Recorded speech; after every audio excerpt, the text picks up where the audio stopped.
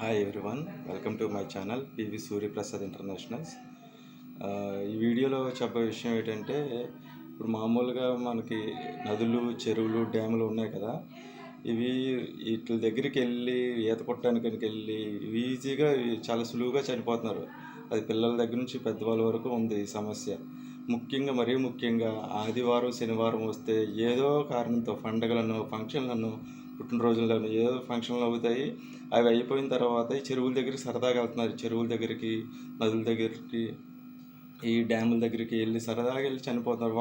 ఒకళ్ళు వెళ్తున్నారు లోపలికి, వాళ్ళు మునిగిపోతారని చెప్పి ఇంకొకరు వెళ్ళి రక్షించడానికి వాళ్ళు ఇలా నలుగురు, ఐదుగురు ఒకేసారి చనిపోతున్నారు.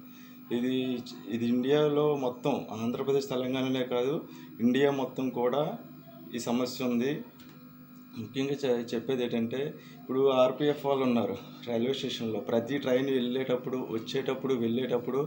ఎక్కడ ఏ మిస్టేక్ జరగకుండా చూసుకున్నారు. అలాగే ఈ చెరువుల దగ్గర, నదుల దగ్గర, డ్యాముల దగ్గర ఏ కాపలా లేకపోవడం వల్ల, ముఖ్యంగా గవర్నమెంట్ వైపు నుంచి ఒక అబ్జర్వేషన్ కానీ, ఒక సీసీ కెమెరాలు కానీ ఏమి లేకపోవడం వల్ల మనుషులు పిల్లలు అవని, పెద్దలు అవని, వాళ్ళు నీటిలో ములగడానికి వెళ్ళి గల్లంత అయిపోయి చనిపోయిన వరకు, న్యూస్ వచ్చే వరకు, వార్తలు వచ్చే వరకు ఎవరు ఏం చేయలేకపోతున్నాం.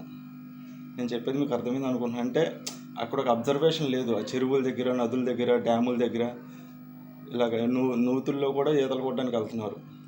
సో ఒకసారి మీకు అర్థమైంది అనుకుంటున్నాను.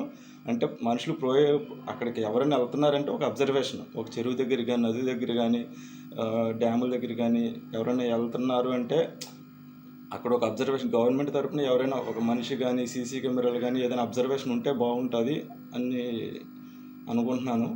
ఒకసారి ఈ వీడియో అందరూ కూడా షేర్ చేయండి. నా ఛానల్ ఇప్పటివరకు మీరు సబ్స్క్రైబ్ చేసుకోండి, లైక్ చేయండి, షేర్ చేయండి. ఈ వీడియో అందరికీ షేర్ చేయండి. ఈజీగా చనిపోతున్నారు. ఇలా వెళ్ళి ఒకళ్ళు వెళ్తున్నారు ఈత కొట్టడానికి, వాళ్ళు మునిగిపోతారు చెప్పి ఇంకొకరు వెళ్ళడం, వాళ్ళని కథలు వెళ్ళిన వాళ్ళందరిలో అలాగా. Okay, thank you.